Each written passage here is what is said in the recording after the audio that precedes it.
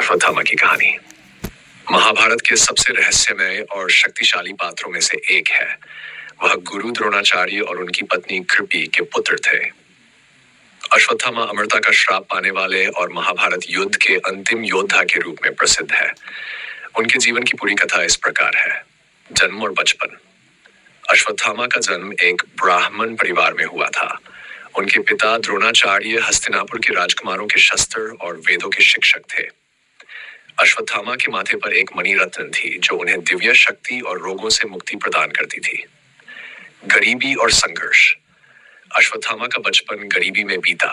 एक घटना में उन्होंने आटे के घोल को दूध समझकर पिया। इस घटना ने उनके पिता द्रोणाचार्य को बहुत प्रभावित किया, जिसके बाद वे शिक्षा देने के लिए हस्तिनापुर चले गए। महाभारत युद्ध में अश्वत्थामा की भूमिका। कौरव पक्ष से युद्ध।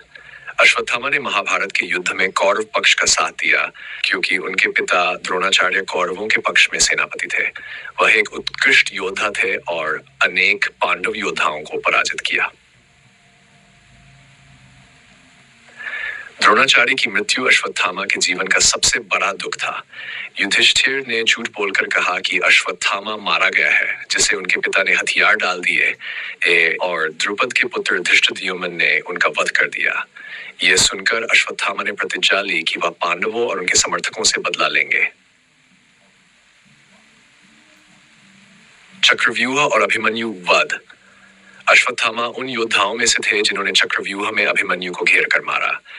ये घटना महाभारत के युद्ध की सबसे विवादित घटनाओं में से एक है। युद्ध का अंतिम चरण और अश्वत्थामा का क्रोध। द्रौपदी के पुत्रों का वध कर युद्ध के अंतिम दिन अश्वत्थामा ने पांडवों से बदला लेने के लिए रात में पांडव शिविर पर हमला किया। उन्होंने पांडवों के 5 पुत्रों उपांडवों का वध कर दिया, जिन्हें उन्होंने गलती से पांडव समझ लिया। उपयोग। पांडवों ने जब अश्वत्थामा को पकड़ा तो उन्होंने ब्रह्मास्त्र चलाया। अर्जुन ने भी ब्रह्मास्त्र का प्रयोग किया। नारद और व्यास ने दोनों को रोक दिया और ब्रह्मास्त्र वापस लेने को कहा। अर्जुन ने ब्रह्मास्त्र को वापस ले लिया, लेकिन अश्वत्थामा इसे वापस लेने में असमर्थ थे। अश्वत्थामा ने ब्रह्मास्त्र को अभिमन्यु की गर्भवती पत्नी उत्तरा के गर्भ पर लक्षित कर दिया। भगवान कृष्ण ने उत्तरा के गर्भ में पल रहे बच्चे परीक्षित को बचा लिया। अश्वत्थामा को श्राप और अमरता। भगवान कृष्ण ने अश्वत्थामा को श्राप दिया।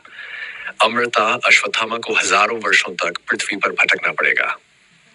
दुख और तिरस्कार। उनका शरीर रोगों से ग्रस्त रहेगा और माथे की मणि छीन ली गई, जिससे वह हमेशा दर्द और अकेलेपन में रहेंगे। अश्वत्थामा के बाद का जीवन।